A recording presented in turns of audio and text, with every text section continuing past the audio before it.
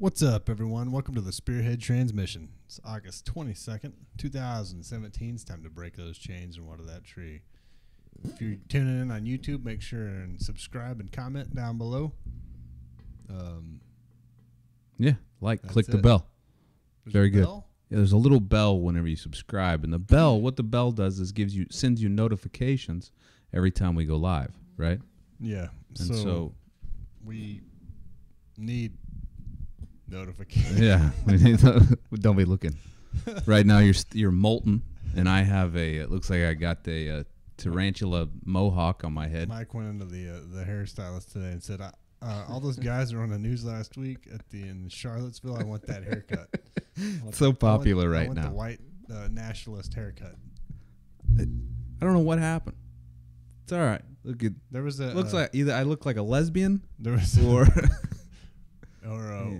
Fifth Element.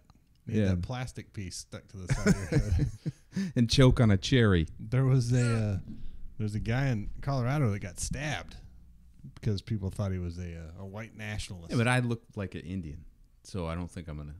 Don't I look enough?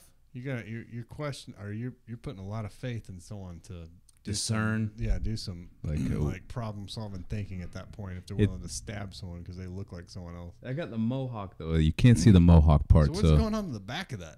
I don't know. What is it? Does it need to be shaved?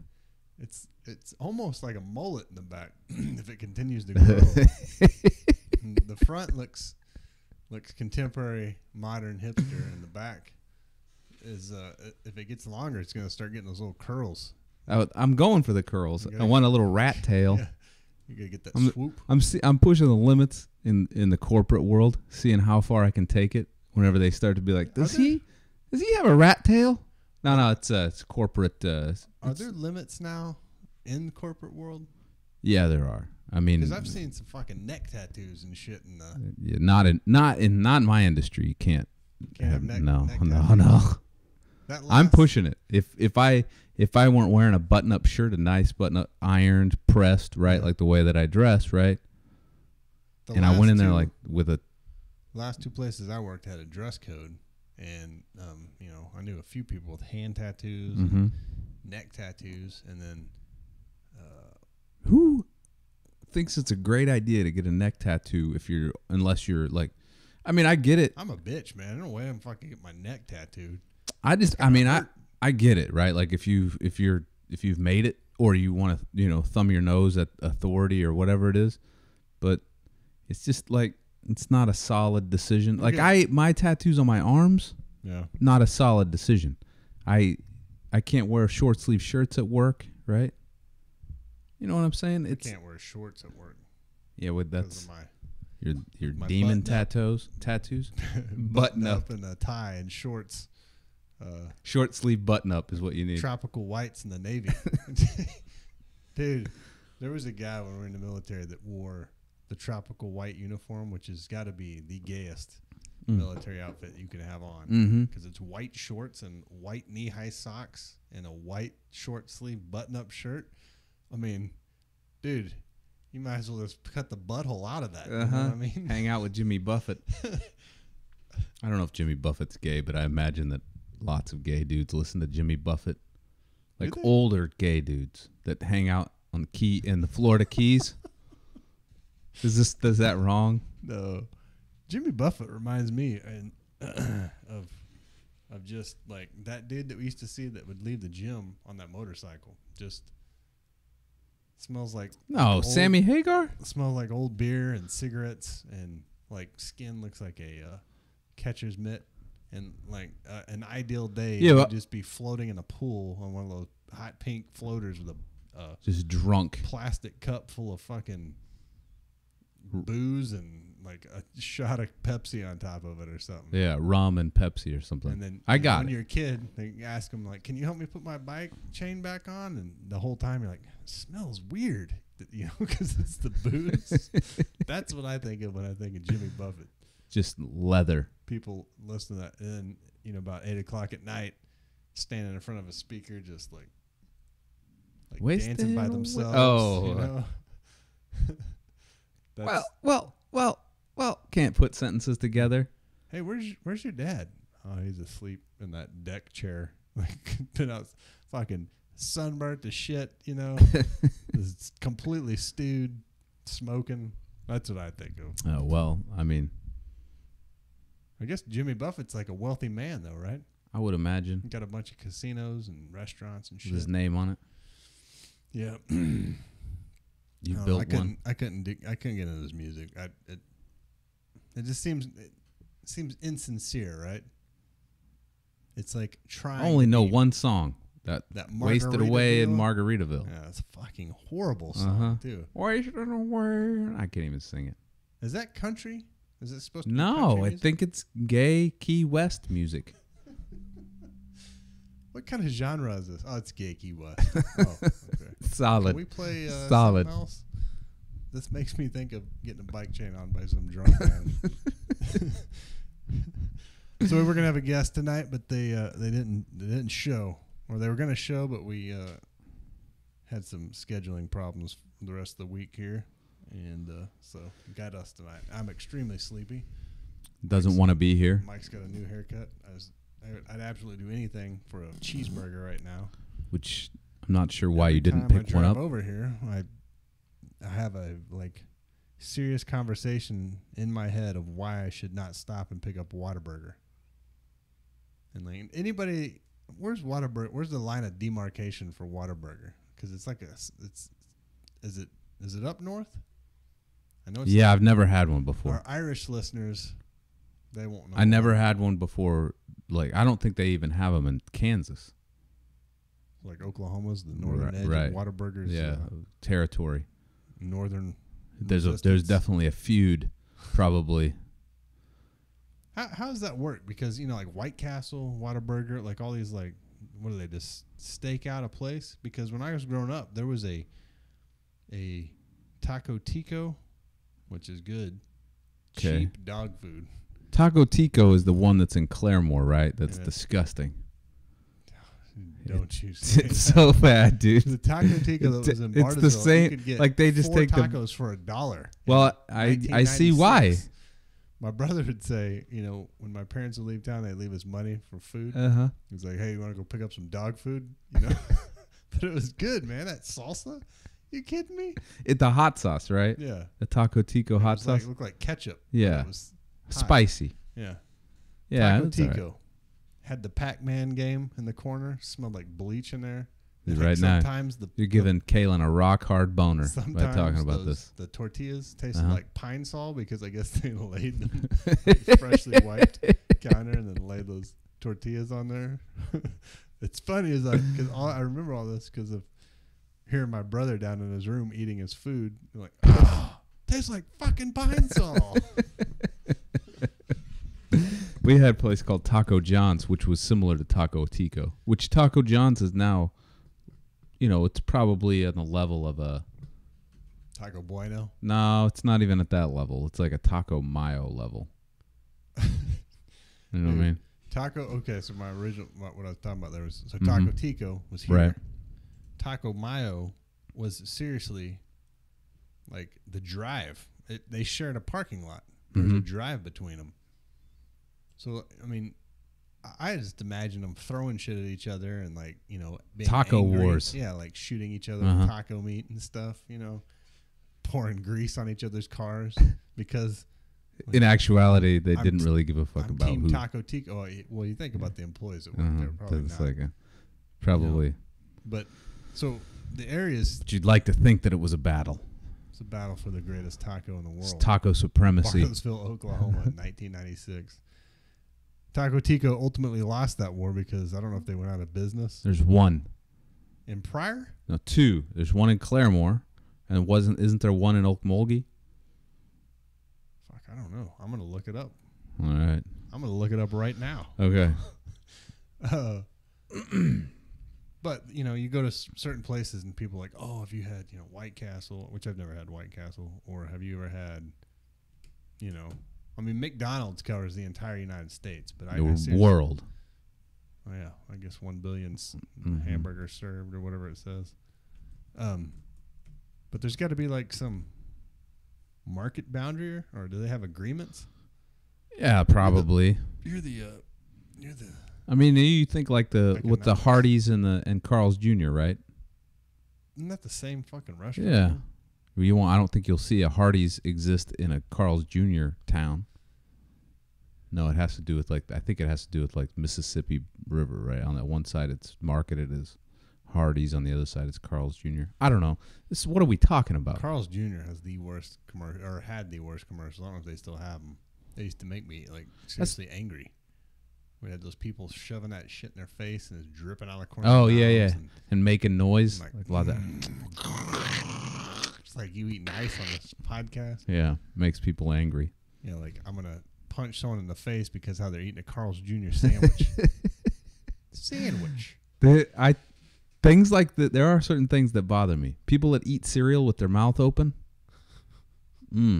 People that eat ice with their mouth open that do this, like almost like a dog. Have you ever heard a dog eat like they? I can't spell Taco Tico. I just put Tico. I had a dog eat what? Like when dogs eat. What's the matter? This fucking computer. It's your computer. It's not the internet. Taco Tico. Official. I got a fucking website. All right. When dogs eat ice, they what? They make me angry. Go ahead. Read your Taco Tico official website for Wichita and surrounding areas. So Taco Tico's FOB is on in Wichita. Our history. Dan Foley opened the first Taco Tico in 1962 in Wichita, Kansas, and began franchising new locations in 67. This is it. This is it, man. This is where we start getting advertising. The company was a regional hit in 1980. In 1988, Foley sold the company. There it goes, and the chain to a former executive from KFC. The meat recipe, which gave Taco Ticos their unique flavor, was dog food. Changed at that point. The new flavoring was unpopular, and Taco Tico has since switched back to the original. It's Alpo. Out of Wichita. The Wichita Dog Food Factory. Locations. Here we go. I got some. There's 3. You got Wichita, Kansas, Arkansas City, Kansas, Augusta, Kansas, Derby, Kansas, and Newton, Kansas. That's it? And you got, dude, they got to have other ones.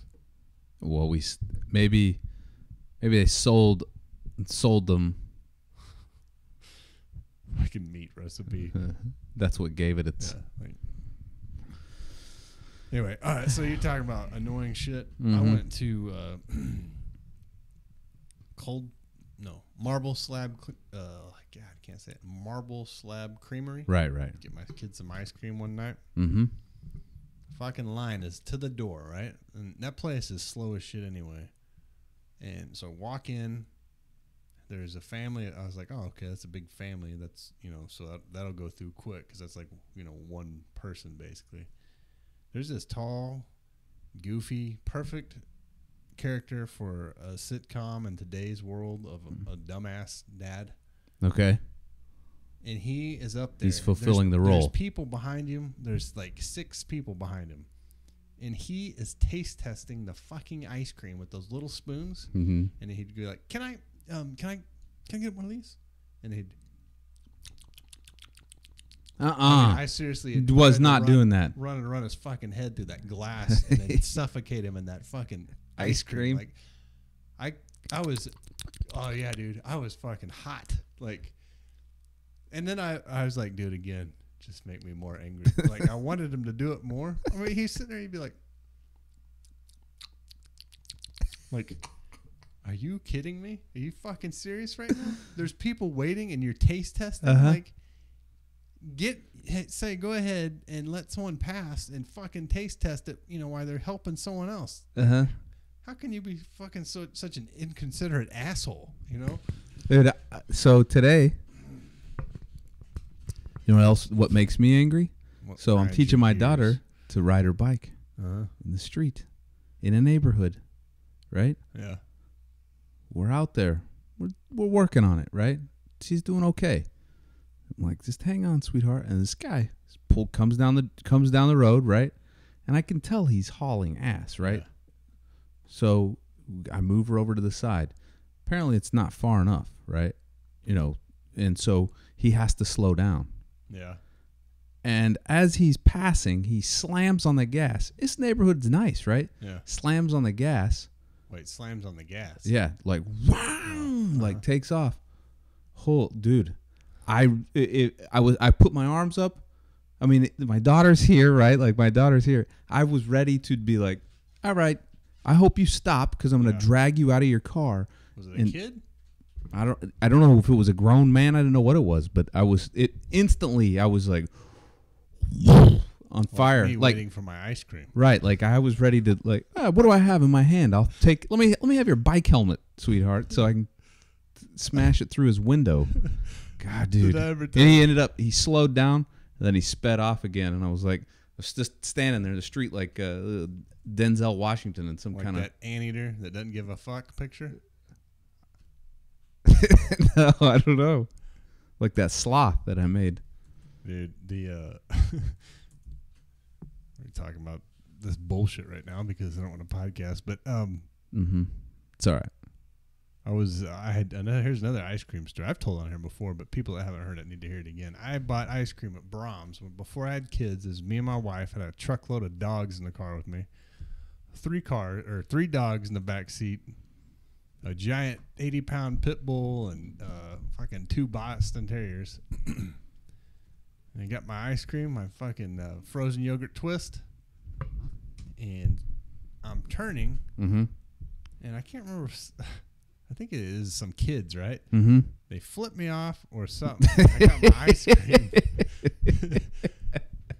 Casey's with me next to me. And I'm trying to get my window down. But my window's not going down far enough. Fast enough as they drive by, so I'm squeezing my lips out of the window as they drive by, and I was fucking ice cream flying out of my mouth.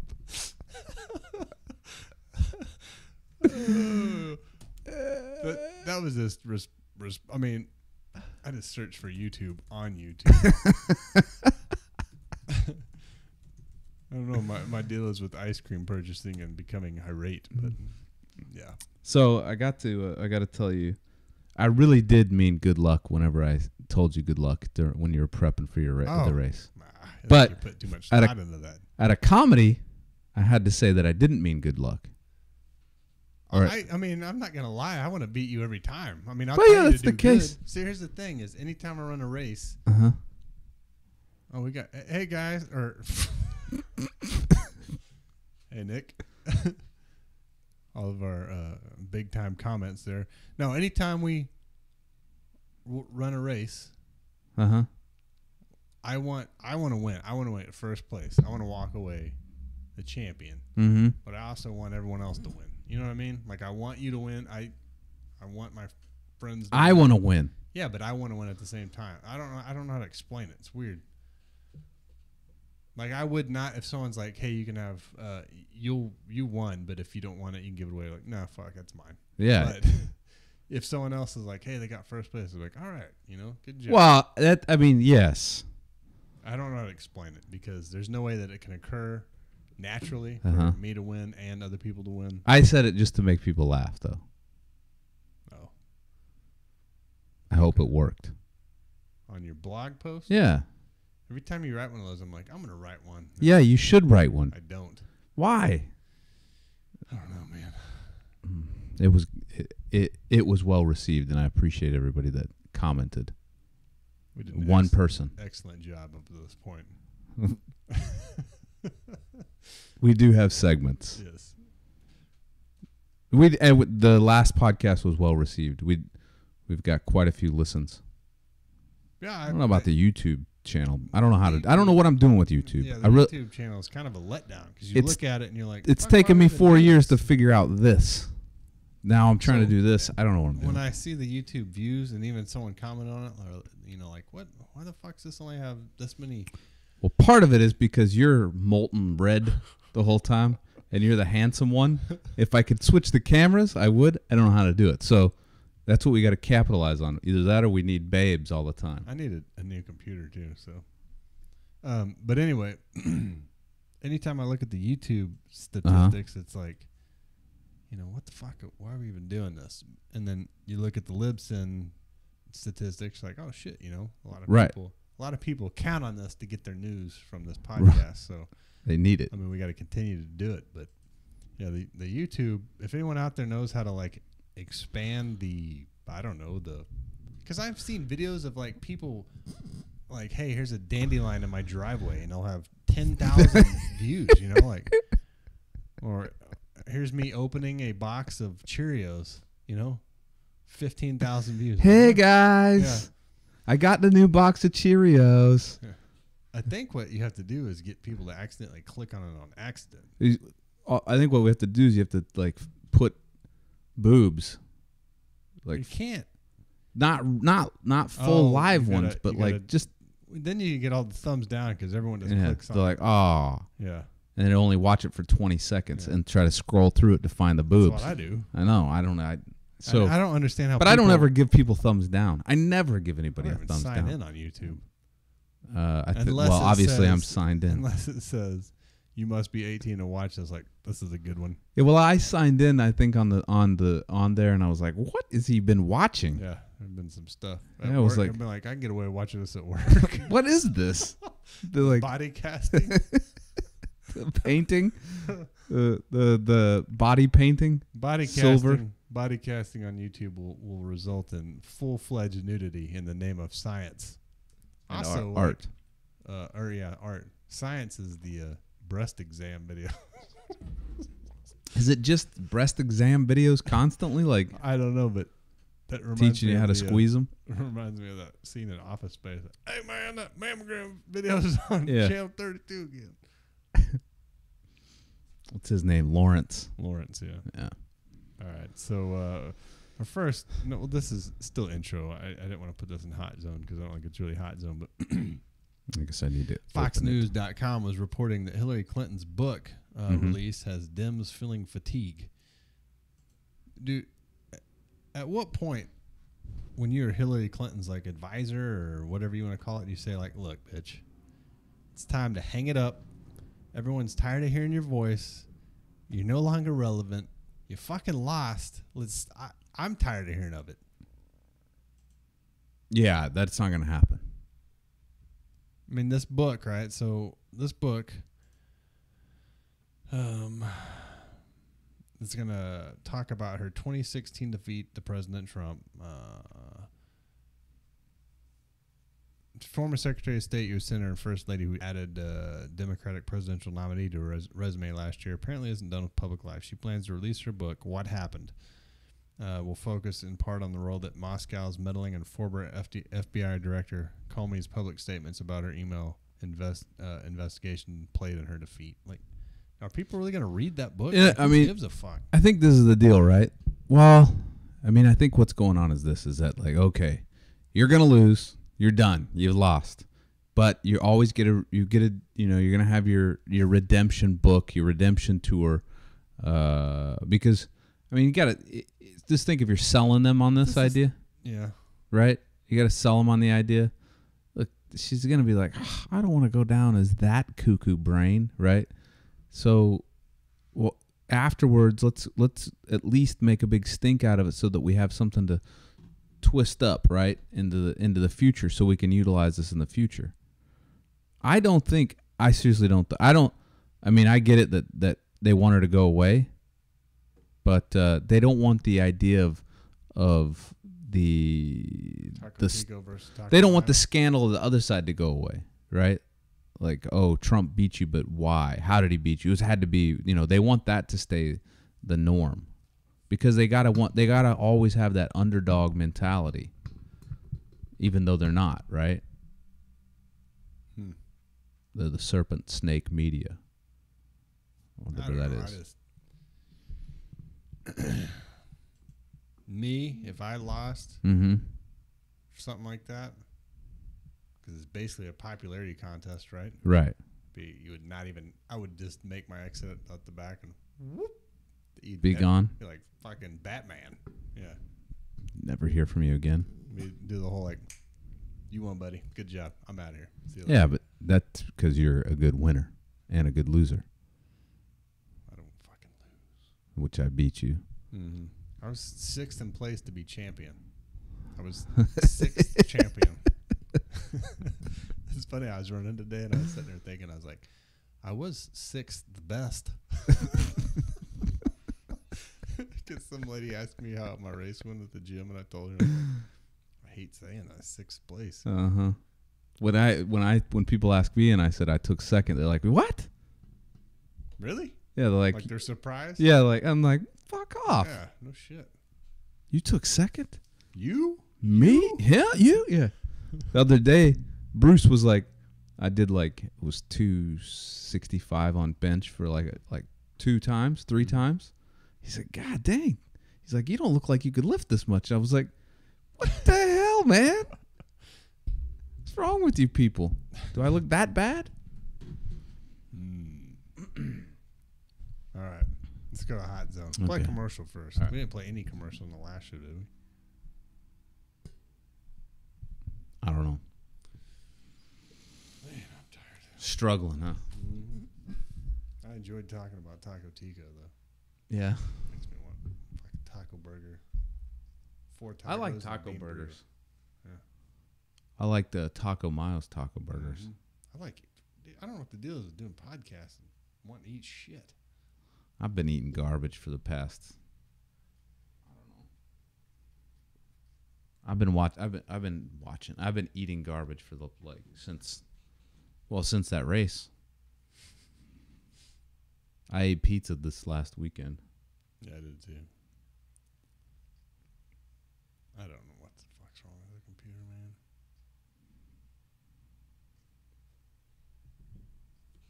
Hot Zone? Yeah.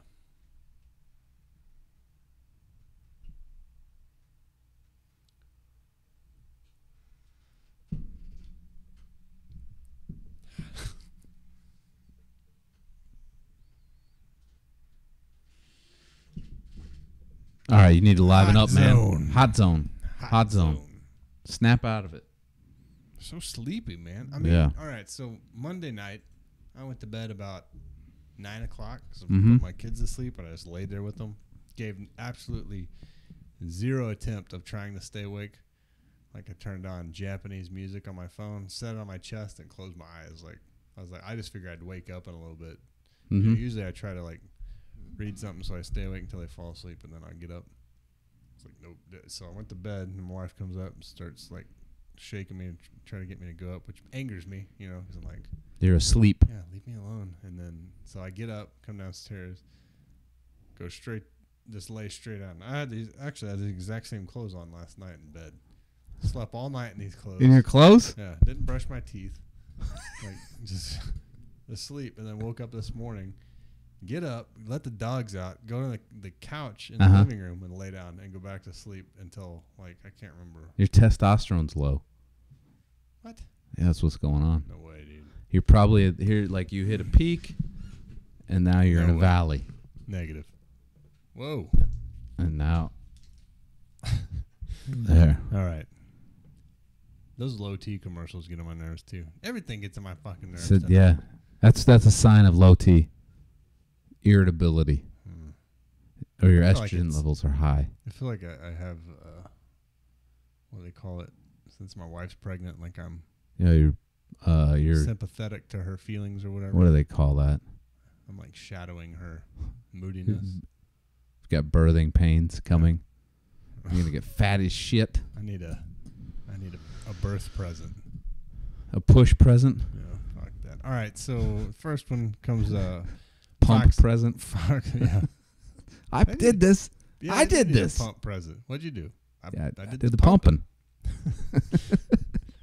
All right, so first one comes from foxnews.com. I'm not reading it because my computer sucks ass. It says Baltimore mayor mayor takes down Confederate statues at night to avoid, I'm just paraphrasing here, avoid what happened in Charlottesville. Right. So they came in at night and took down these Confederate statues. So I guess it was last week. Donald Trump was saying, what are we gonna do? Where's it gonna stop? You're gonna take down George Washington had slaves. You're gonna take down statues of him. Thomas Jefferson had slaves. Him too. Right. And I gotta admit, I agree with the guy, and I don't see what. This all started after that dude shot that church, right? It started with the Confederate flag, and then Back at Confederate that bowl cut, bowl cut, yeah, bug-eyed. They started pulling shit off the shelves with Confederate flags, and then there was this big battle about whether the Confederate flag represented like pro-slavery or anti-black, or if it was, you know, what it was a symbol of, right? And so I guess, I don't know, a couple days ago I was looking up my history on the Civil War, because I admit I only know what public school taught me. Right. I felt like my existence from 6th to 8th grade focused nothing on but slavery, it seems like, in the Civil War, right? And really? It was tied together. It's one of those grades that I feel like that's all we learned about was slavery. We read the book. I can't remember what the book was. And then talked about slavery. Black Like Me. Is that for real? Yeah, I think that, but it's not about slavery. It's about racism in the South, about a white dude that paints himself. This is a true story. Go ahead. Well, so we learned, you know, all about this. So the entire time growing up, I assumed Civil War was because the South wanted slaves and the North didn't. You know, and everyone that I knew, you know, it's not like anyone was rooting for the South to win when you're hearing all these stories about people getting whipped and beaten and all this shit. So that's, you know, but then I hear all these arguments that said it wasn't about slaves. It was about tariffs and taxes and states' rights, right? And so I think it's a little bit about all of it. Well, right. Yeah, so I was trying to look up and try to read on, you know, be smart. And it's just like everything, I could find whatever I wanted to support whichever idea I wanted to roll with, right? Like, okay, I want to focus on states' rights. Like, oh, here's all these articles that say it's right. Oh, I want it to be about slavery. There's all this shit about slavery.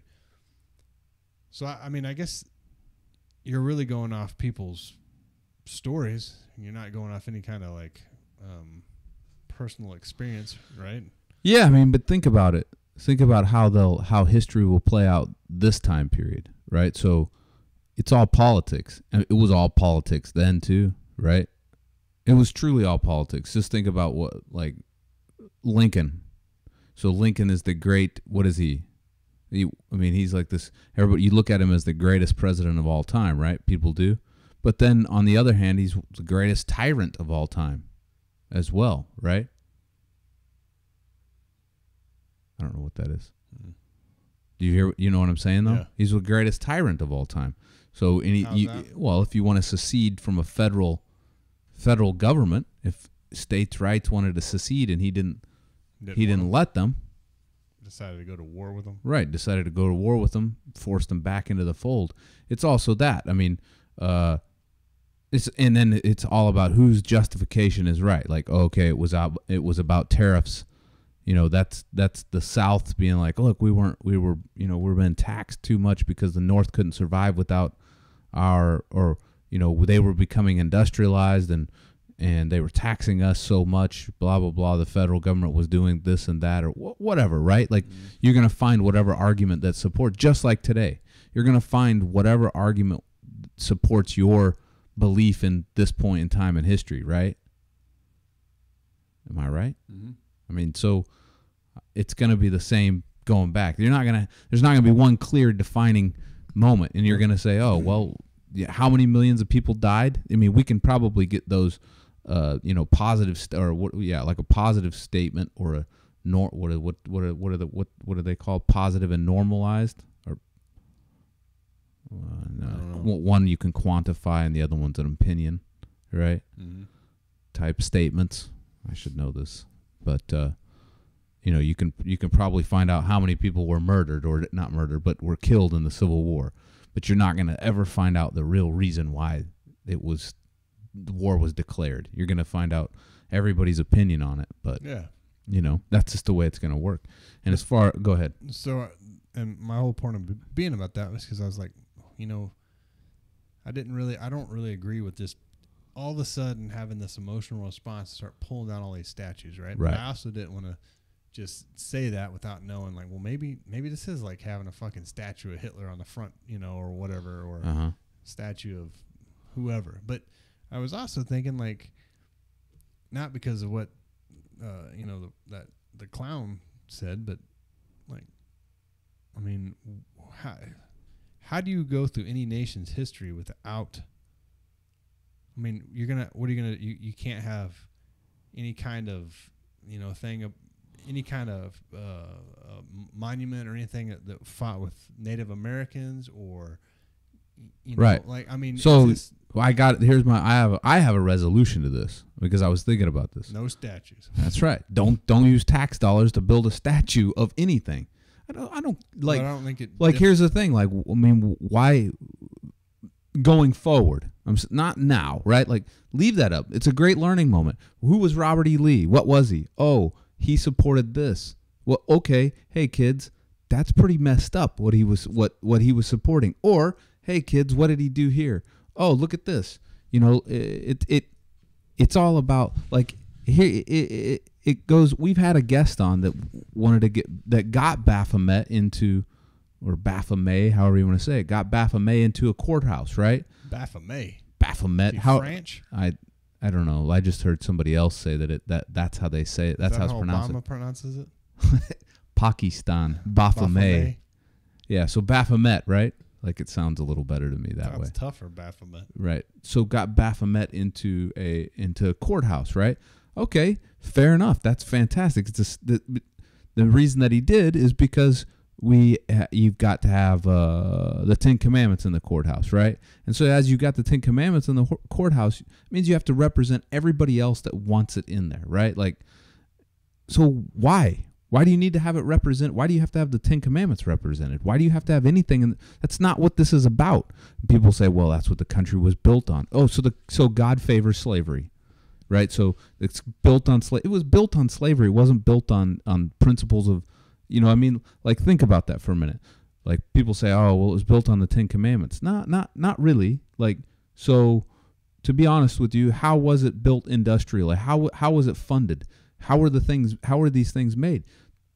Well, great rich Southern people, great rich whoever, great rich dudes that didn't want to pay taxes to a monarchy, that felt like they were that they wanted to break away from religious persecution. The Puritans came over here, the Quakers came over here, and what did they do? They brought their way of life, which then also they brought slavery as well, because slavery was acceptable at the time, and those people were not viewed as humans. And so at the time, that's how it was built. Then they got here and they said, look, I don't actually want to pay taxes anymore to you, the king, because we're living over here and we're not getting any benefits from it, right? Like, I get it, but how are they living, right? It's like, well, they're living off of free labor. I mean, yeah, sure, it's easy to build a country off free labor, right? Like, okay, so it was built that way. And then they say, oh, well, it was, it's based on God's principles. Not really. Like, don't go down that road. But in the same token, you're not going to go and wipe out the pyramids in Egypt because they were built on slavery. You're not going to go. At the time, it's how it was done. Use it as a great teaching moment. But don't going forward. If you're saying it was built on Christian principles, there were slaves at that time too, though. Right. No. It's what I'm getting at. So, like, it's built on man's interpretation of at the time of whatever it is, right? Like, Saddam Hussein probably thought he was doing an excellent job, right? And he may have been. I don't know. Like, probably not. But he built a big giant statue of him. And are you going to fault those people for tearing down the statue of him? Like, I don't know. I don't know where I stand, but I'm just saying this. This is how you get in trouble, by building statues with other people's money that don't really care about it, right? I like that. I always like that video of Saddam Hussein when he's drinking that margarita and that bomb gets dropped on him and he catches it. I've never seen it. If I can ruin my joke, is Hot Shots. I don't remember that part. He's sitting up by the pool and they drop that bomb and he catches it, spits his margarita everywhere. No, I don't remember. Dude, that's like I haven't seen Hot Shots in forever. 1980s comedy. I do remember him though. He's got the broom mustache. Anytime someone says Saddam Hussein, I think of the Hot Shots Saddam Hussein. I don't think of the real one. It's because you think in movies. I do. I answer questions in movies, in meetings, at work.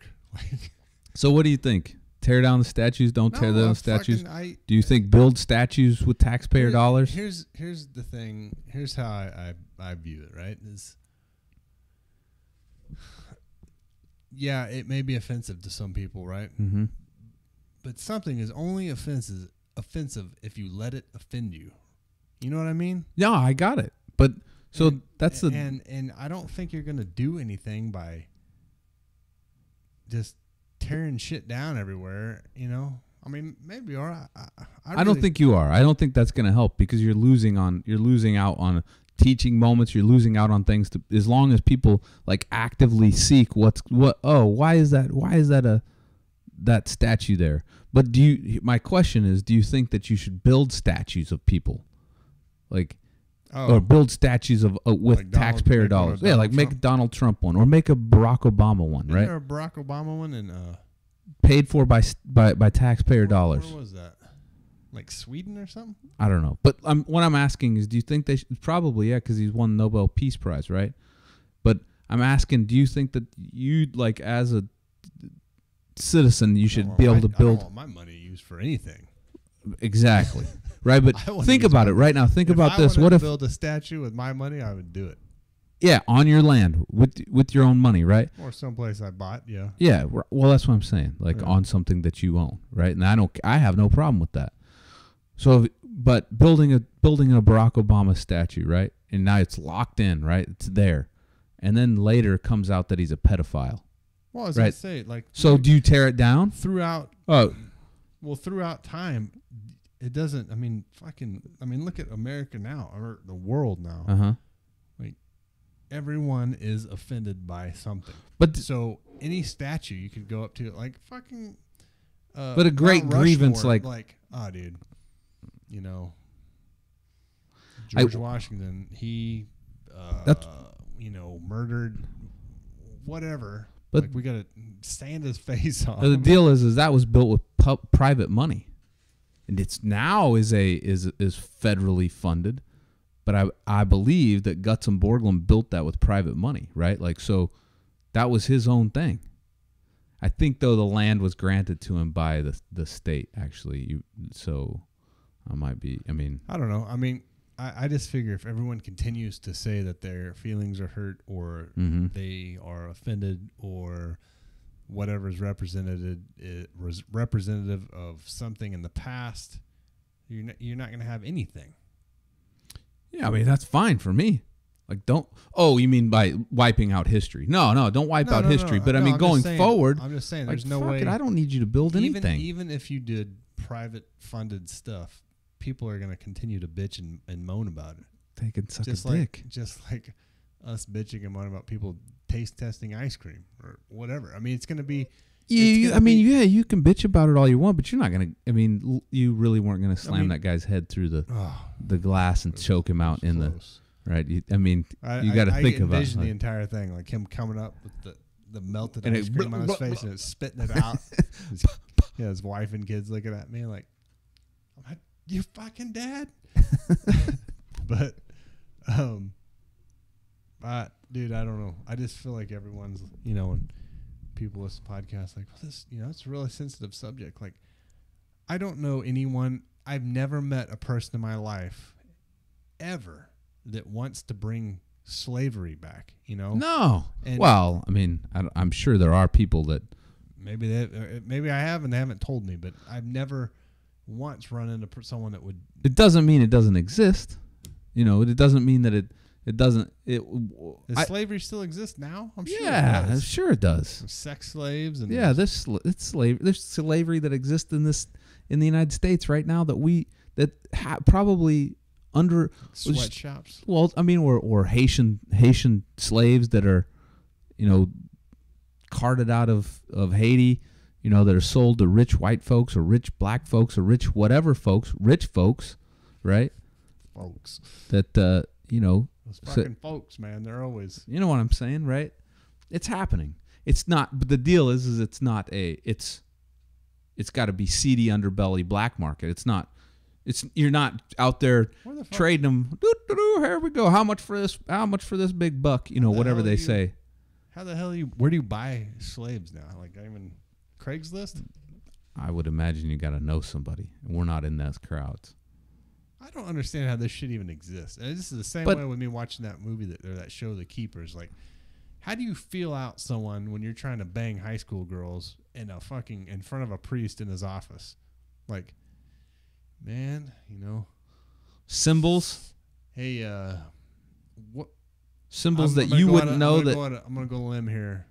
What are the chances of when you bringing in one of those students and me railing them on the fucking? Yeah, no, probably not. That like symbolism or do you just throw out fucking hints? Like, no, I mean like maybe you got a coin, right? I don't know. Like it's got to be simple stuff. I just can't imagine going up to someone like, "Hey, I need a Haitian and a Dominican to do some work for me, and I'm not going to pay them. And I'm going to hold them against their will." Think about it. We saw tons of emails, right? The emails that had weird coded language within it. Walnut sauce. Those people are already talking to each other.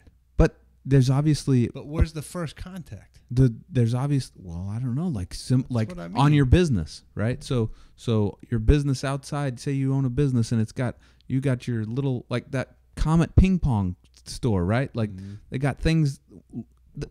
It's called PED or whatever, right? And then they have these ping pongs with little hands and hearts inside of them, right? And or whatever, just little symbols that they would have or whatnot. And then they're like, "Oh, okay, dude's down. He's down. He's cool. All right, it's a fucking gamble." But if it's a solid symbol, like how do you think Christians knew that they were like there were other Christians back in the day? They drew a little fish on the ground, right? And they'd be like, "Oh, that means we're Jesus's people," right? Like, I just can't imagine banking on someone's fucking. Yeah, I'm sure there's like either I can come in here and I'm sure then you don't ask directly pedophile ring or get a pizza. Well, think about if you fuck up. Well, I didn't order this kind of pizza. Yeah, I just don't know where that. You know what I mean? Yeah, no. Because I've had conversations with people in a business setting where I'm trying to figure out if they have something in an amount of money that they told me that like, hey, this is gonna be $500,000. Okay. You got to put those flux capacitors in there before that chain reactor and the linear diffusers are installed, right? But I know specifically that it doesn't call out flux capacitors in their contract, but I don't want to say, "Hey, I forgot to write flux capacitors in your contract." Right. So like trying to fill out without giving away, like playing cards, right? But that's in a work setting. Like if that happened, and they're like, "Oh yeah, those flux capacitors. Who's doing those?" Like, "Oh God, you," as opposed to like, "Hey, right, I need a 9-year-old boy to have." I get it. I'm sure that. I mean, we're just trying to. We're basically. It happens. We know it happens. I know it happened. That's what I mean. Is like how like. I don't get how. If someone came up to me and like, "Hey man, where can I find a Haitian to keep as a slave?" I'd be like, "What the fuck is your problem?" But then what's the next thing for you to do? Like, that dude is crazy. And that's it. And dude, yes. But if someone came up and said, "Hey, I'm looking to bang some little kid," I'd probably smother him in ice cream. Yes, and that would be fitting. I would hope that would be what would happen. But maybe it's like this. Maybe it's the same as whenever you were like this guy. Okay, so here's the deal. So whenever I was in the military, these older guys, they would be like, "Hey man, look, teach you how to pick up chicks," right? Like I didn't know what I was doing. I'd be like, "Look, it doesn't matter what you look like. It matters how well you can talk. It matters how confident you are." And don't fear rejection, right? Like, just go, just talk, right? Dude, it works. It's magic, right? It was like the best advice ever given to me, right? And so I'd be like, older dudes were like what, 22? Yeah, no, they were like 25, right? Like, and they'd be like, "Man, you're a great wingman. Do whatever, right?" Like, okay, great, cool, man. As long as they're getting me in clubs, right? Yeah. So I'd be going in and whatever. it didn't matter, right? You got to you're guaranteed as long as you just try. And that was the thing, right? So these guys, I'm sure that these slaves, pedophiles, they just try. But the repercussions might be death.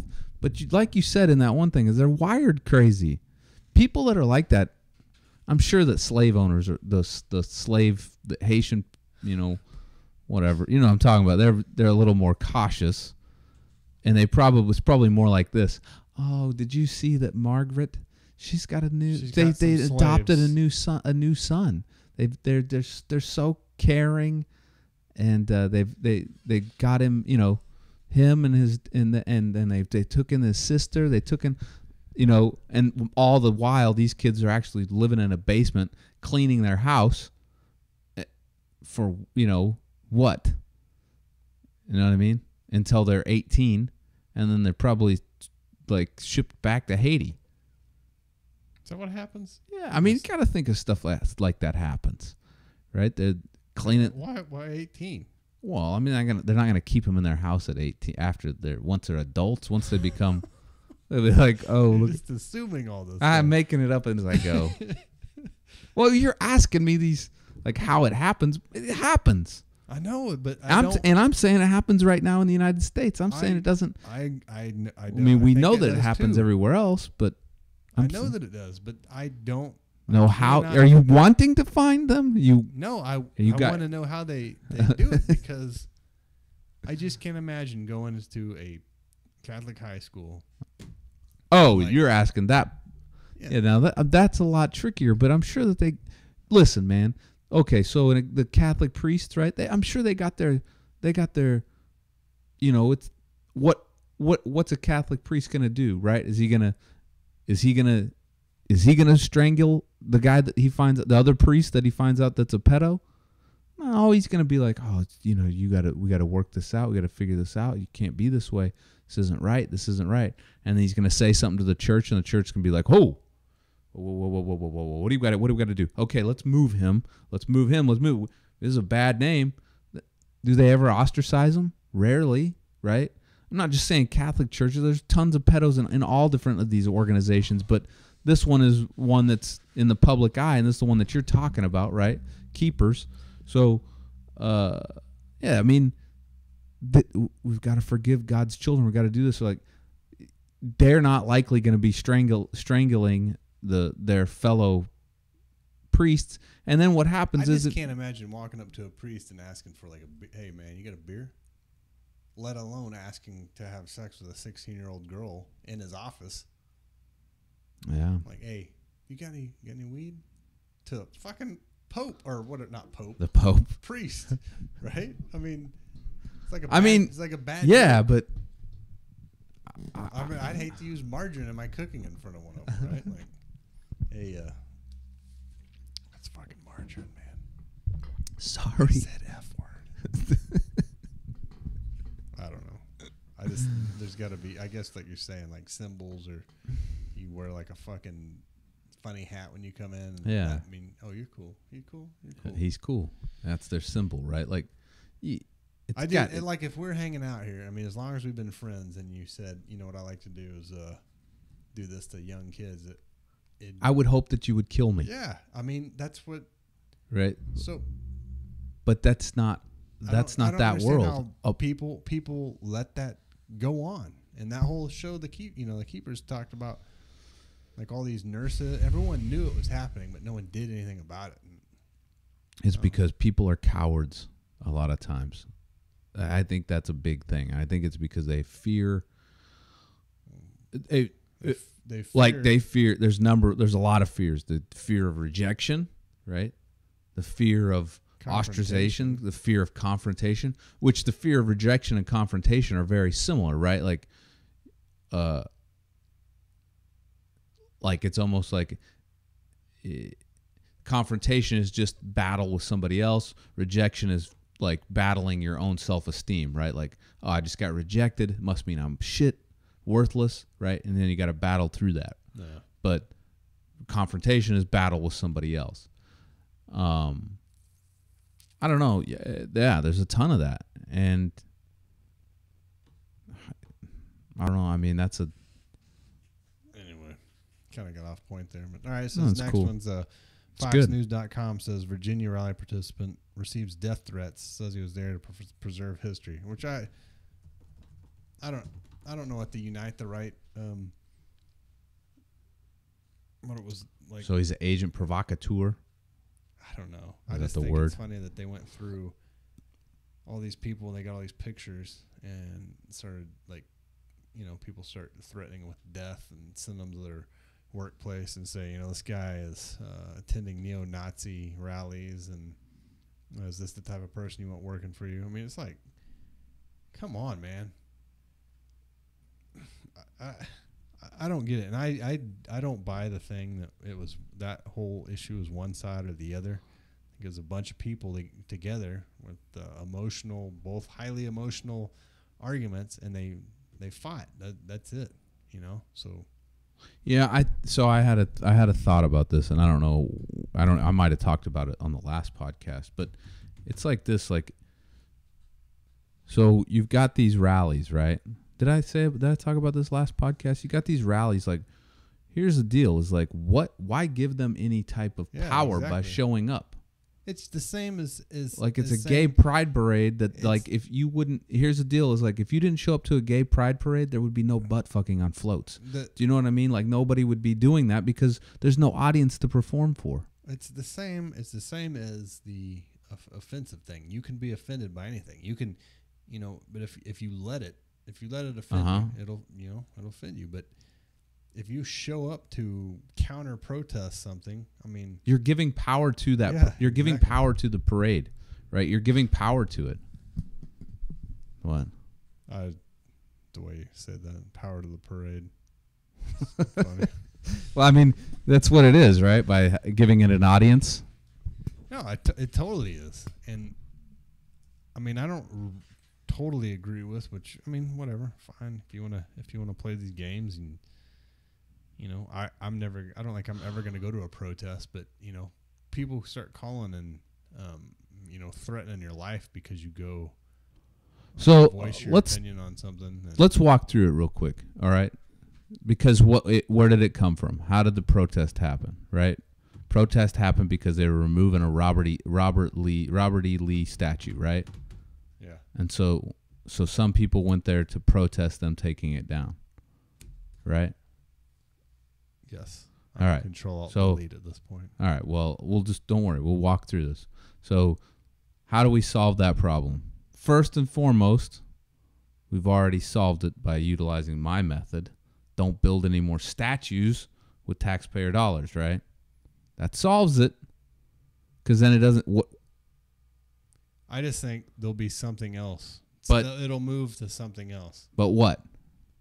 Yeah, I mean, there's things they can protest bills, they can protest all. But I'm saying, okay, we've eliminated that, right? There's no more power there, but it exists. So, and it will. You're right. It will migrate to something else, another protest.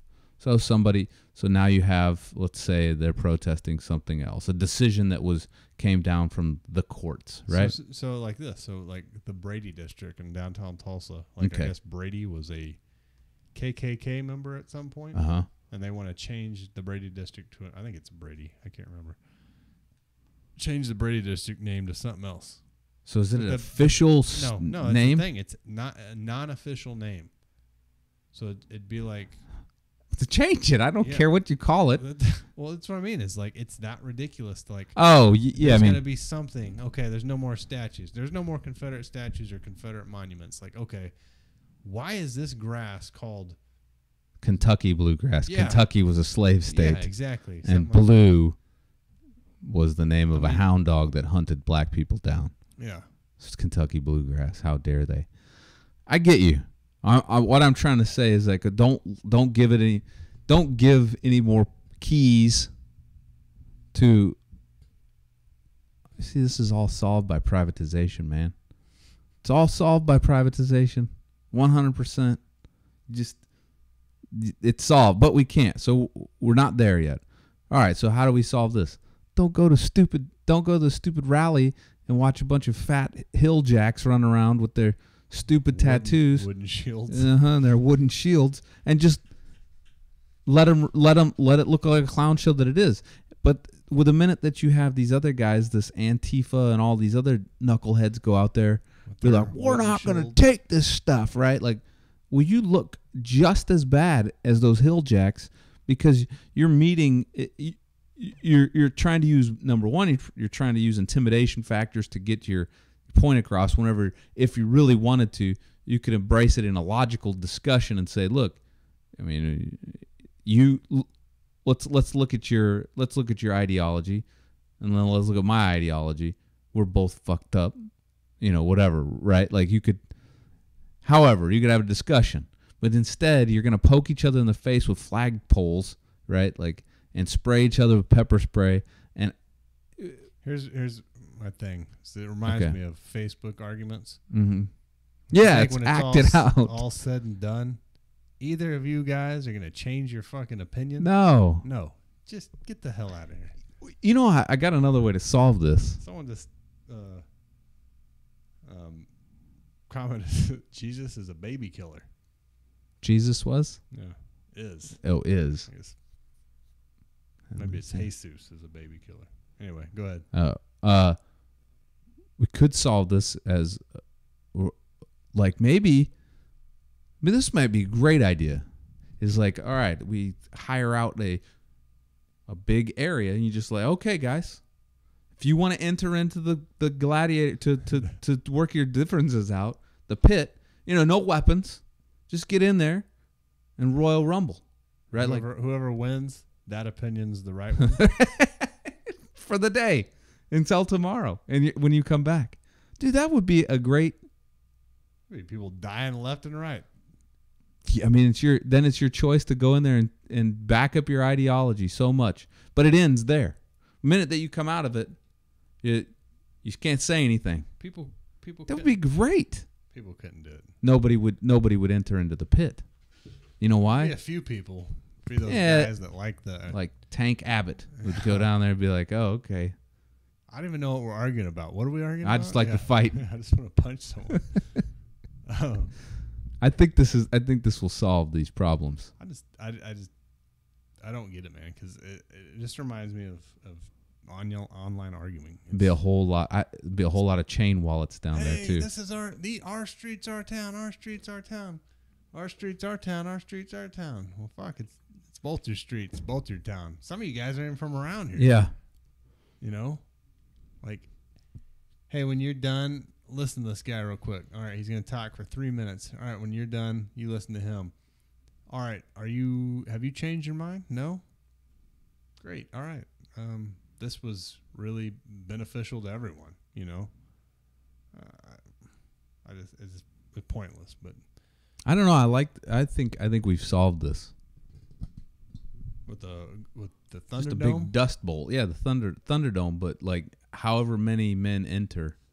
I mean, you could all go in there and shake hands and be like, you know what? This is probably not a good idea. And then everybody leaves. Need Tina Turner. Mm-hmm. Who run by the town? And Master Blaster. What's the little guy's name on top? Blaster. No, Master. He's Master. Oh, we've already discussed this on the podcast. Yeah. And the big one's Blaster. Yeah. I always felt bad when you see his mask removed, and he's like, nah, he looks like Corky from Life Goes On, and you're like, oh. All right. Next one. What is the next one? It is Floyd Mayweather. All right, so I'll make $300 million. Floyd Mayweather says he'll make $300 million in 36 minutes for the McGregor fight. So think about that. Like the current lotto's at $605 million. So once you get a payout, you get less money than Floyd Mayweather is going to make in 36 minutes for fighting someone on TV. Yeah. That is unbelievable. Unbelievable. Yeah, I had people at work like, I wouldn't get in the ring with Mayweather for $50,000. Like, dude, I would like $250. Why not? That's like, why not, right? Yeah, you don't have to win. You just get punched in the face a few times. $50,000. I mean, I don't know. I mean, that's amazing.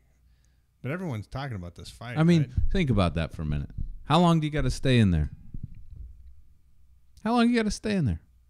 I don't know. I mean, if it's how long you got to stay, you should just run around the ring. Yeah, and then when you get close to getting hit, just do this. It's not like you got to. It's not like you're trying to win. Punch him in the balls. Like, that's a foul. Doesn't matter to me. Yeah. This is my first and last professional boxing match. Yeah. Yeah. This fight is nothing but talked about, right? Oh, it's everywhere. There's Are a you gonna watch conspiracy. it? Yeah, I am. There's a conspiracy. I'm gonna be. Are you pay-per-viewing it? PPV? I'm not. Is it this weekend? Yeah, I'm not. I don't want to talk about it on here. What? Well, yeah, I don't want to talk about it. Talk about the fight. There's conspiracy that he's going down. That Mayweather's going down. Have you heard this? I think McGregor's winning. Yeah, but there's a conspiracy that he's going out. Like Mayweather's going to go down, and there will be a rematch. It'll be for. Think about the amount of money that would be. Fuck, I'd do it.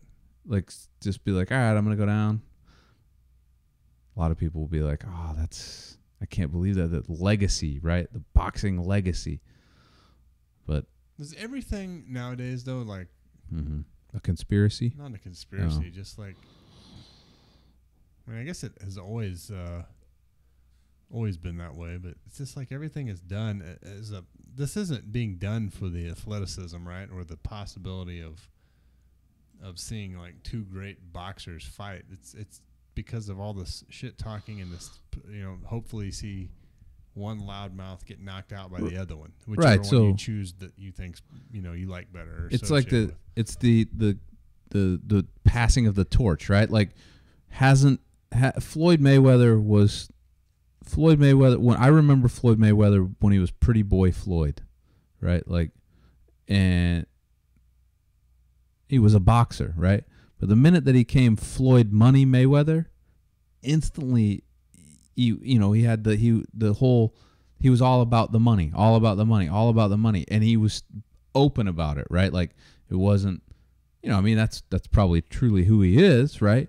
But he created this persona that people loved to hate. Like he was like Andre the Giant, right? Well, that's like what I mean. Everything is pro wrestling. Professional wrestling. Right. He and everybody wants to see him get his ass whipped, but he never gets his ass whipped, right? Like he does a lot of and then runs away, and then a little bit of slapping, then runs away. He doesn't get hit. And I mean, everybody's been talking about it, but this is what this guy does. And so now this other guy who is the pinnacle of his sport. I mean, arguably, I don't know. Like, he's the top guy in his sport. I wouldn't say he's the top guy. He's the flashiest. Or the flashiest guy. But he's talked himself like into Ric this. Flair of Right. So it's Ric Flair versus. Can't be Andre the Giant. Actually, I liked Andre the Giant. He's kind of adorable. He didn't say much. It'd be like Ric Flair versus Randy Macho Man Savage whenever Macho Man was bad, right? Was he ever good? No. Okay, yeah. Or Rick Rude. Rick Rude. You remember Rick Rude? Yeah. Uh-huh. I remember. Or Jake the Snake Roberts. Remember him? Yeah, I remember Rick Rude got a wedgie climbing back into the ring. Me and my brother died laughing watching black and white TV. But I'm saying that's what it is, right? And so they've talked themselves into this thing, this giant fight. But for it to be not only that, it's worlds are colliding, right? Like boxing has always been the pinnacle of the sport, right? Like according to boxing fans. And mixed martial arts is just a bunch of hilljacks out there fighting each other, for not totally untrue. Right. Well, what I'm saying is like, what did Floyd say? Floyd Mayweather said that he goes, blacks and Latinos have dominated the world of boxing, so white folks had to create something else to be competitive in.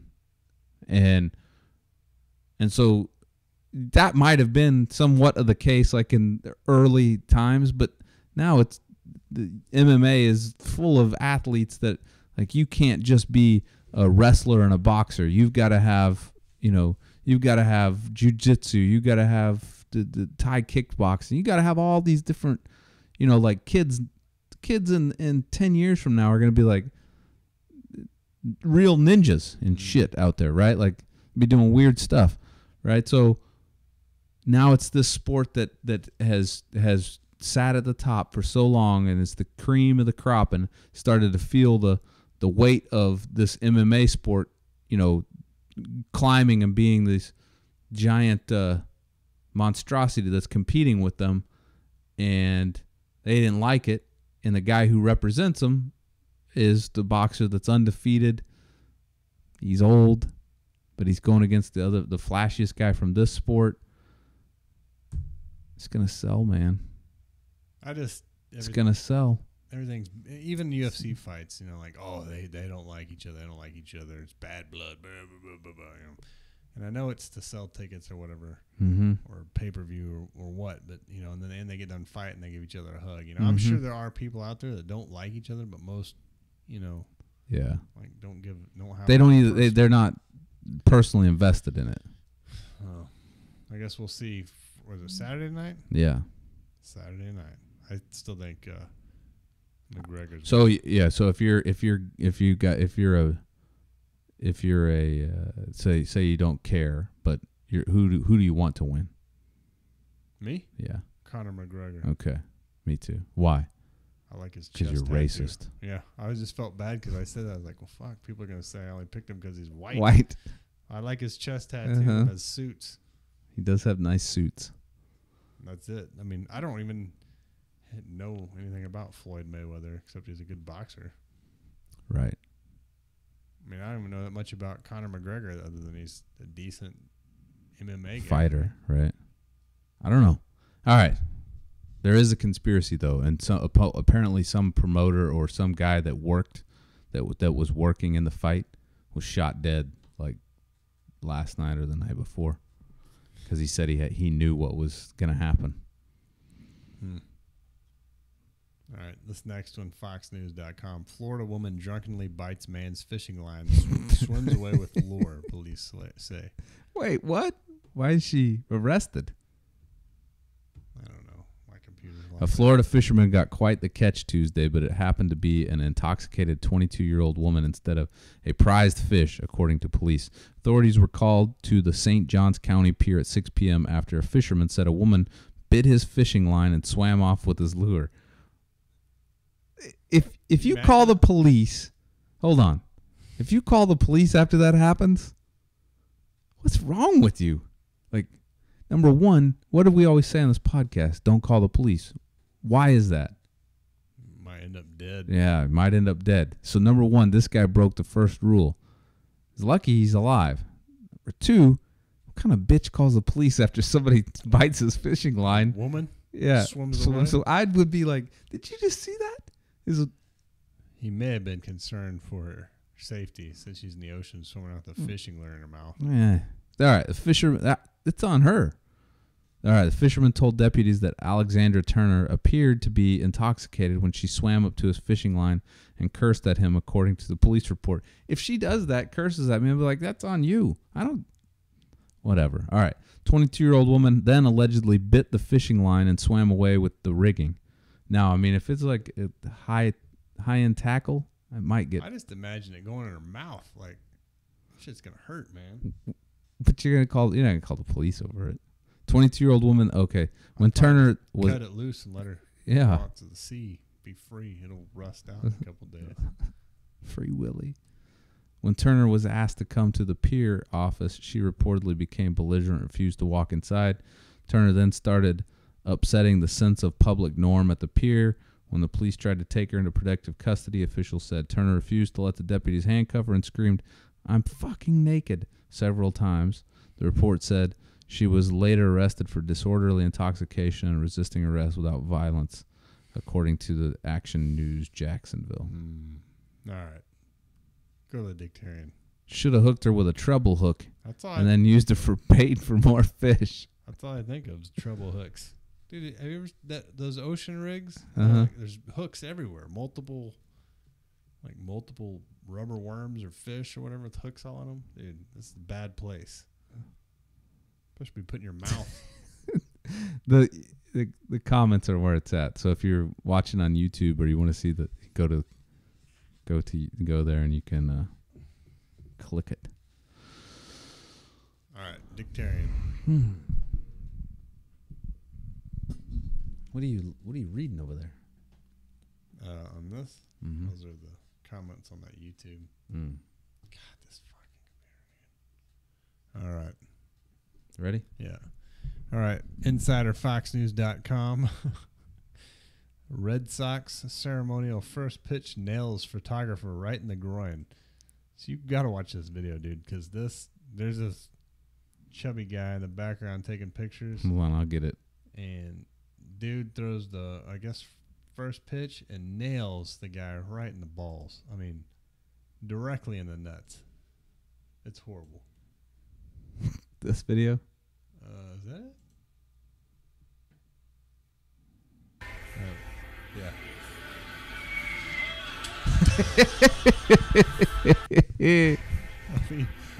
I mean, that's that. How's that happen? How is he that bad? Dude. What's the missile sound? It sounds like it hits a head of lettuce. But listen, too, you lands. Listen.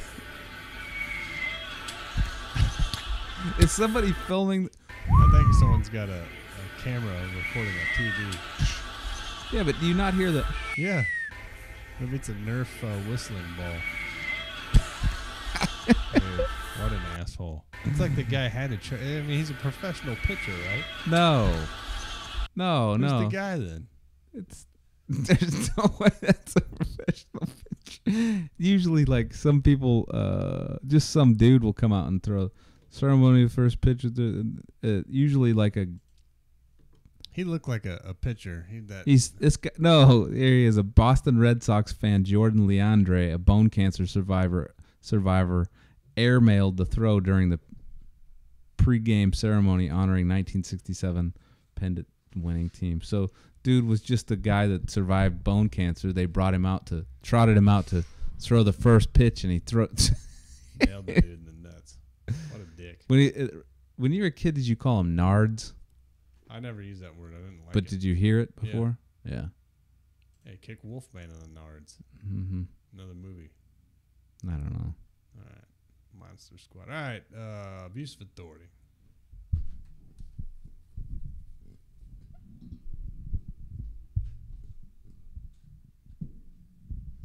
All right. Abuse of authority.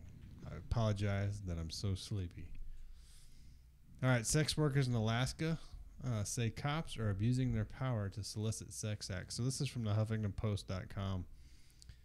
All 50 states allow police to engage in sexual contact with suspects. In Alaska, they're fighting back. So this article talks about how cops bust prostitutes and things, right? Mm-hmm. And cops are allowed sexual contact up to... This reads like one of those penthouse forums. Up to penetration or stopping at penetration to get a conviction on prostitution. So the first bit talks about this girl, Monica, stuck in Alaska. So she meets up with this guy at a hotel, and they get a room together. She says she gave the man a 15-minute massage. The man took off his clothes, and she proceeded to rub his body around the elastic of his underwear. She says it's already... Yeah. She says that he then removed his underwear, and Monica undressed and began to masturbate him. After 10 seconds of rubbing his penis, she heard a loud boom.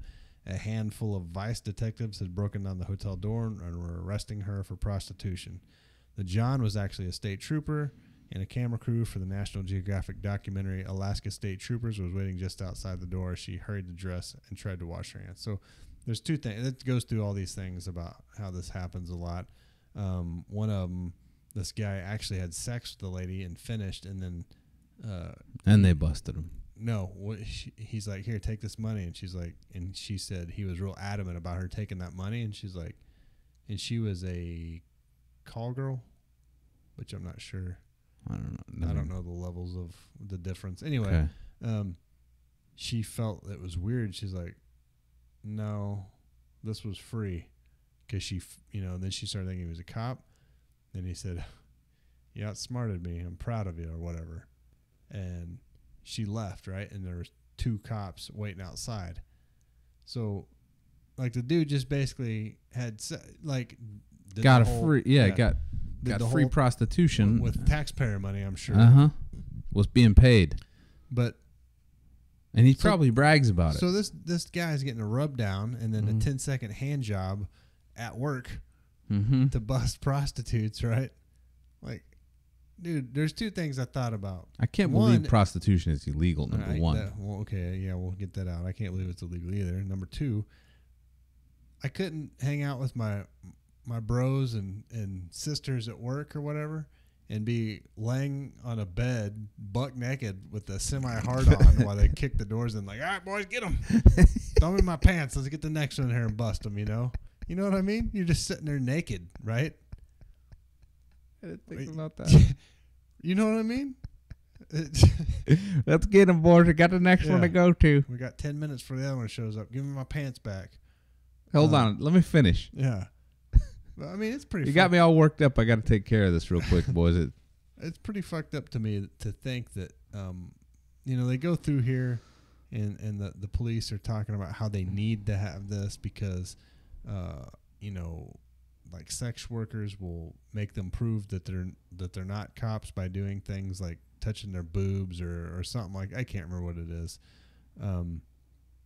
But the sex girls are saying that this is ridiculous. So think about this though, and it's I guess most of the, where did it talk about this? It said the majority of sex crimes in Alaska were from men, right? So do you think that they're going through and letting a 10-second hand job happen with those guys? You know what I mean? Wait a minute. So most of them are dudes that are performing sex acts? Yeah. Most of prostitutes are men?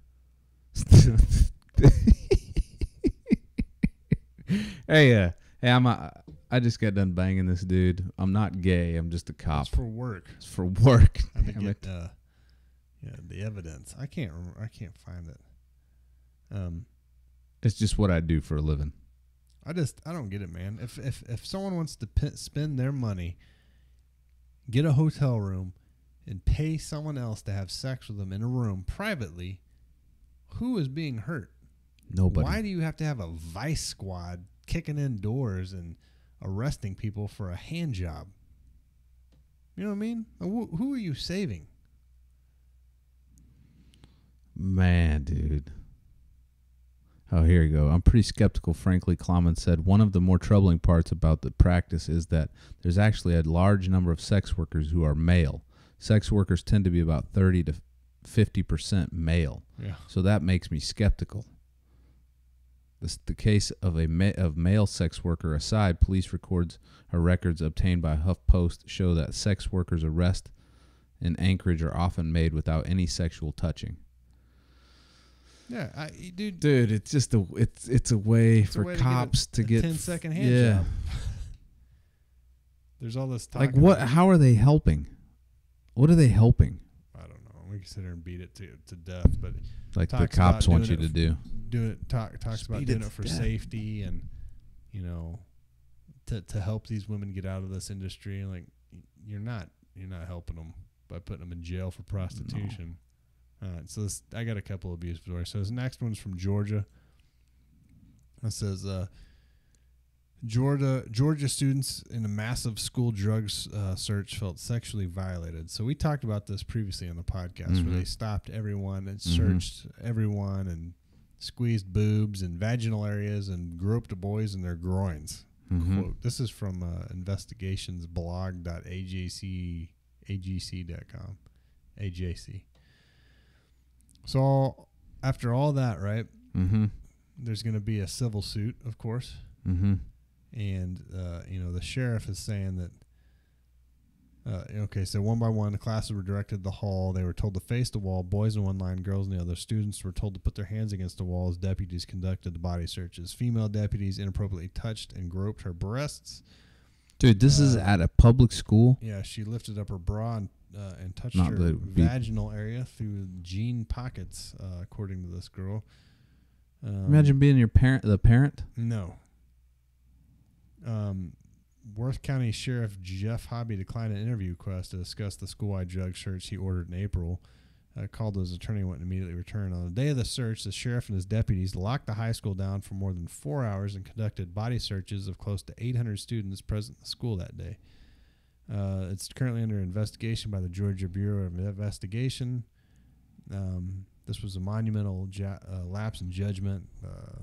This is a case of law enforcement officers treating public school kids who did nothing wrong as if they had just held up a bank. So, I was thinking the other day, there's a lot of stuff that I complain about the police, and it all falls back to being in the mindset of guilty until proven innocent.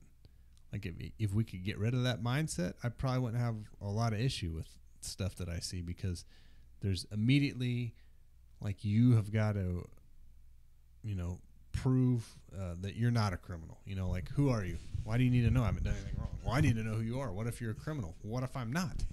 What if I'm just walking around and you're asking me for my ID? Well, how am I supposed to know? Why would you think I'm a criminal by just stopping? Why would you think I've got drugs because I'm in the school? Why would you think I'm drunk because I'm driving down the road and I drove through your checkpoint? Why would you think I'm not an American citizen because I passed through your checkpoint in the United States?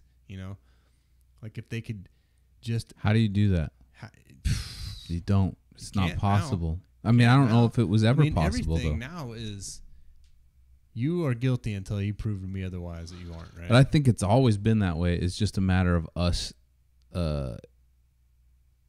It's a matter of the way that we look at it, right? Like, if you look at it's the matter of how you justify it, right? I think because we've discovered this, because we've discovered it and we look at it the way that we do now, we look at it in a logical sense. People that are on the other side of the fence, they're like, no, they're just doing their job. They're not guilty before if you don't have anything to hide, then why would you be? Why are you concerned? So the whole point of this search was they had 13 students they suspected of possessing drugs. Only 3 on the list were at school that day, and then no drugs or drug paraphernalia were found in the search. So let's look at it like this. So you're one of the parents of the students, right? That got searched that day, right? Mm-hmm. But your kid didn't have any drugs on him, right? Mm-hmm. But the sheriff comes to you. He makes a press conference. He says, "Look, we've had a problem at the school. Kids giving out, selling drugs to other kids." And you're the parent. You're like, "Oh yeah, the justification. You know what? It's probably best that they did do that because they were there looking out for my kids. They were there looking out for my kids." Right? That's what those parents are going to say, right? I don't know if all of them are.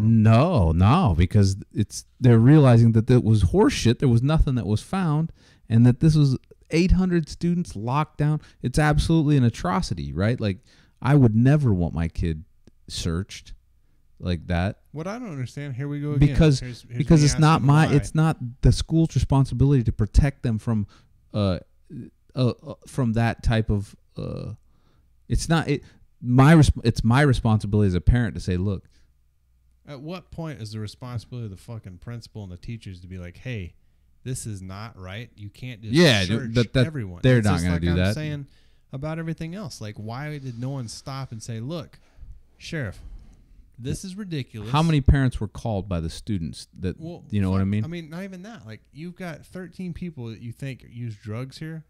I mean, based off what? If you have evidence, arrest those 13 kids, not 800 other kids. What would be, why would a principal benefit from that? He doesn't care. It's not going to fall on him. He's like, if it wouldn't, I'd be. But I would sue the school district and the fucking. But it's going to get directed straight to the sheriff's department, and he's going to be like, I'm not going to lose my job.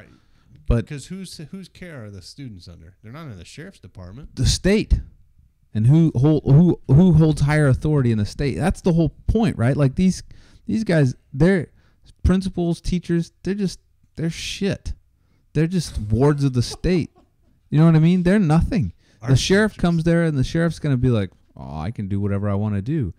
He's got Sheriffs this do idea. have a lot of power. Right. They have a ton of power. And what I don't get is whenever they got the whole school locked down, I've got my cell phone you guarantee 80% of those kids have cell phones. They're calling their parents like, hey, because the parents want to know what's going on. And where were the parents at this time not being like fucking pulling the doors off of this place? You know, like, no, you're I'm sure not. There were some trying to. Yeah, They probably stopped them at the door, and you're gonna be arrested for interfering with an investigation. Uh-huh. We got an active drug investigation going on right now. 800 suspects. Sheriff won't get fired. None of the deputies will be fired. Nothing will happen, but the taxpayers will pay themselves, right? Mm-hmm. It's just going to be like, oh, well, we're getting some tax dollars back because we won this lawsuit. Yeah. And we're going to make a lawyer rich. All right, so this next one. HuffingtonPost.com. Dashcam video shows cops searching woman's vagina for 11 minutes. Oh, my. I read this. Texas attorney Samuel Kamek III has released police dash cam video that he says shows authorities subject a black college student to a humiliating public body cavity search. I have to say something. This is messed up of me, but I don't know how to not change this mentality in my head. Like when I read this is messed up. When I read this, I want to know what this person looks like. Is that messed up? I don't know. You're like the searchee or the searcher? The searchee, the searcher. The receiver? Yes. Oh. Well, I think that's as natural. Okay. So I don't want to feel bad for like you want to see the actual No, I don't. I just wanted to be like, well, what was his like it's not like a line for me, but this is like I don't understand. I'm just being honest. I'm trying to say like, look, I don't. So this girl. All right, I've just made myself out to be a weirdo. Officer body slammed this girl, stuck her head underneath the vehicle, and completely pulled her hands off, leaving her naked and exposed in the Texaco parking lot. They then took her and placed both ankles behind her ears, spread eagle position, and started searching for something in Miss Corley's cavity in her vaginal area. Dude, that's unreal. It looked like when you do a flying squirrel in a pool. Like they had her feet up by her head. I didn't watch the video. Face down. Investigators allege they found 0.02 ounces of marijuana on her, though she says there was no marijuana. She was charged with resisting arrest and possession of marijuana, both misdemeanors. The Harris County District's attorney officers later dropped the charges. So this is in Texas, right? Yeah, she filed a multi-million-dollar civil lawsuit against the Harris County Sheriff's Office after the traffic stop. Two of the deputies involved in the body cavity search were charged last year with official oppression. No charges were dropped on August 4th, prompting her to post the video on his post the video to the website. Once the community sees the video, they're going to be outraged, disgusted. So said she was running an errand for a sick mother when deputies pulled her over and accused her of running a stop sign. They said they smelled marijuana coming from her car. So they did a search of the car. They couldn't find anything, so they summoned a female deputy, and that's when they threw her on the ground, pulled her pants off with her head in her car, put her feet by her ears, and searched her for pot. See, and so the reason I said what I said earlier about wanting to see like what that person looks like, because it makes me somehow it makes me not understand. It makes me already be able to judge that the cops are guilty of being fucking weirdos, right? So like, just think about it. If it was a giant fat woman, right? Would I feel any less for her? No, I mean I would, or any less because she was, giant fat woman. I would feel the same. Like what I'm trying to say is, what I'm trying to say is like, if it were a giant fat woman that had this happen to her, yeah, I wouldn't be. This is messed up, man. But I wouldn't be as skeptical of the police, right? Like I would be like, oh well, see, there's like if the victim was attractive somewhat, then I would be like, those cops are guilty immediately. Yeah. Oh, okay. Do you get what I'm saying?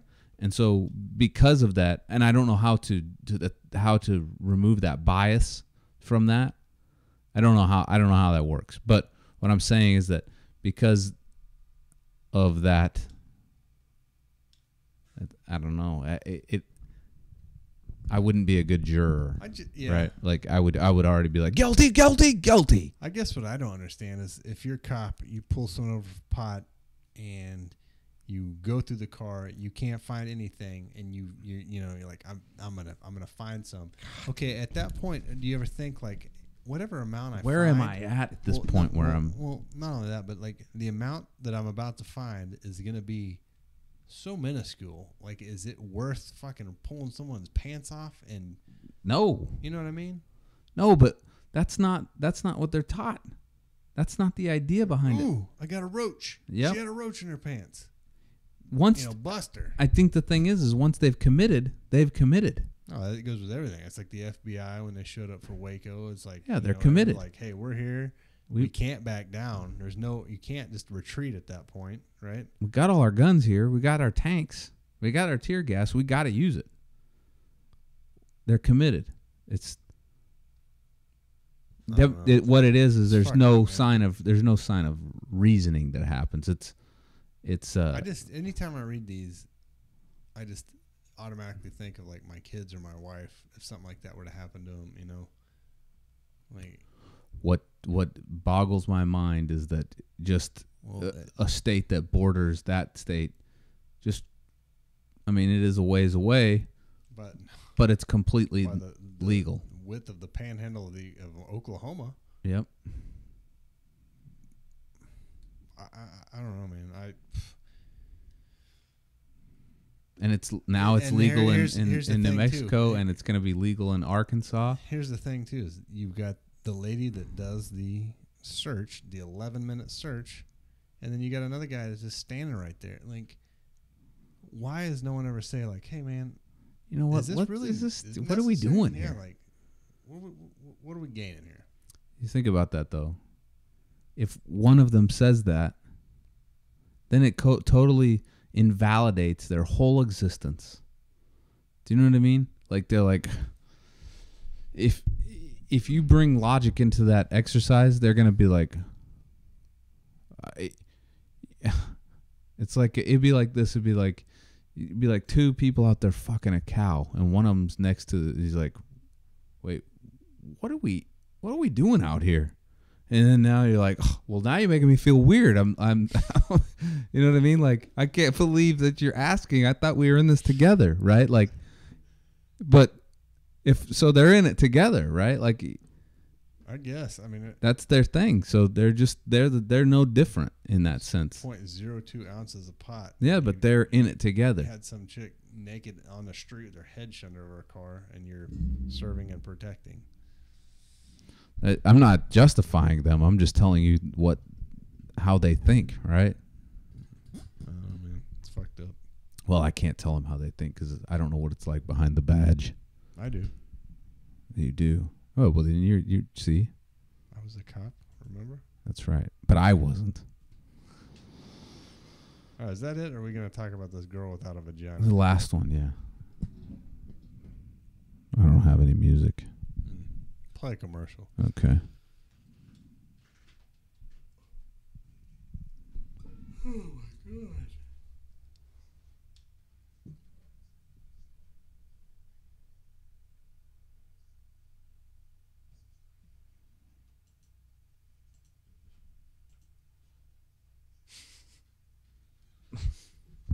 You're a monster, man. I know. I'm not. I am. Can't help it.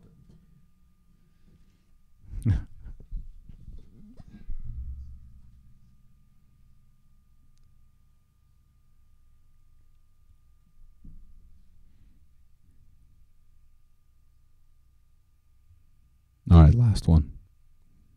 You want me to give you any music? This is you, man. Well, I just thought it's sad. Did you see it? Did you read it? Trump ecstasy pills seized by cops. No. All right, so no, I did not. it's sad the way that the insurance industry completely fucks this person. So Kaylee Motes was born without a vagina, so her sister Amanda has set up a GoFundMe page to help her afford surgery. The family of a woman born, this is from news.com.au. The family of a woman born without a vagina has launched a crowdfunding campaign for surgery that will allow her to have sex with her boyfriend. Is that the seems like a bad description of what you're trying to gain here. Kaylee Motes from Arizona suffers from, holy shit, Mayer Rokitansky-Kuster-Hauser syndrome, which means she has no cervix, uterus, or vaginal opening. Her boyfriend of 4 months says he doesn't care about the lack of sex in the relationship, has been putting aside $50 a month to help fund surgery that would create a vagina. Miss Motes needs $15,000 for the surgery. $50 a month is all he's able to put aside? He's 20, what? 24? Is that what I said? He meant student loans and stuff. And it's the $15,000 set up by her sister. Amanda has already raised $5,720 in 2 months. Dude, I don't get. It's only $15,000. I met Robbie in my senior year of college and was working at the front desk. He thought I was cute, so we started talking. It took about a month for me to tell him that I have MRKH. He was confused at first, but swore and said it doesn't change how he sees me. He doesn't really focus on the sexual side of a relationship because we can't do anything since I don't have a vaginal opening, he said, but I'm looking forward to having a sexual relationship. I'm not sure if I want to wait until marriage, but I think having that option, there's a lot more comforting. Is this real? Or is this a hoax? I don't know. But what it starts to talk about is it says the fact that insurance considers this a cosmetic or a gender surgery really upsets me. She said, I have all the correct chromosomes of a woman, right? Mm-hmm. The 44 and 2, right? Whatever the X and the Y. So it's not a gender or cosmetic thing because it's not what's outside that is different. I can't see inside what is wrong with me. Her sister has even offered to carry any children. Okay. Well, so this sucks is the name of this segment. Mm-hmm. But $15,000 is this? It's obviously. I mean, what I didn't do is I didn't Google this. See if it's true. The syndrome, you know. MK Ultra. Yeah. I'm Googling now. Oh, it's fucked. That's I was talking about insurance the other day to my wife and said that insurance is not insurance. It's like a payment assistance plan because it's not like you don't use it for not like insurance. Wait. I thought we had 44 chromosomes. 46 and 2. No, that's the evolution. I know, but that's the tool song. So yeah, how many do we have? 44 and 2. We have 44 chromosomes, and then we have our 2 sex chromosomes. Mm-hmm. And then 46 is the evolution, right, of us. Female chromosome pattern 46, and then comma XX normally function the ovaries. So it says that this condition causes the vagina and uterus to be underdeveloped or absent, although external genitalia are normal. Affected women usually do not have menstrual periods due to their absent uterus. Often the first noticeable sign of the MKR syndrome is that, women with MKRH syndrome have a female chromosome of pattern of 46XX and normally functioning ovaries. I don't know, dude. It's a real thing. $15,000. Surely she's made that much money by now. Right? Oh, there, GoFundMe. Oh, here. Let's see. What? Still at $5,000? No, she's good. They're at 20,000. Damn. Mm-hmm. It's done. Never mind. This doesn't suck. It's a happy ending. Good job, guys. Going out on a high note here. Mm-hmm. All right. Well so done. If you like the podcast, like and share our Facebook page. Make sure and email us at spearheadx@yahoo.com if you've got any questions, comments, concerns, complaints, what have you. If you listen, whatever outlet you listen to podcast on, make sure and leave a review because it helps us somehow. And like and share the YouTube. Ring the bell. Ding the dong. I'm so tired for some reason. I don't have anything else. That's it? You're good? Yeah, I'm good. Thanks for listening, all our longtime listeners. Glad to keep you around. Any new listeners, we hope you keep you around. I won't be sleepy next time. Yeah, send Nick some cocaine. Yeah. Or me. I promise. All right. That's it? What? Some picture. Oh. You know what we need to do? We need to figure out how. Well, that's what I want to. All right, I got something. Anybody that is excellent with computers. Yeah, that's what I need to do. Is I need to go to college, put an ad up, right, for the AV people. Yeah. And I'll pay them $20 an hour. No, I'll pay them $150 to come set all this up. Set all this up? Fix this. I'm going to change this whole room. I want to get us couches in here so we don't have to sit at a table. Right? And we'll have a camera over there. We don't have to have a green screen. We can have artwork and nice stuff. You know what I mean? Sounds good. All right. You're done. Mm-hmm. All right. Thanks again, guys. See ya. Adios, muchachos. All right. I'm going to get off of YouTube.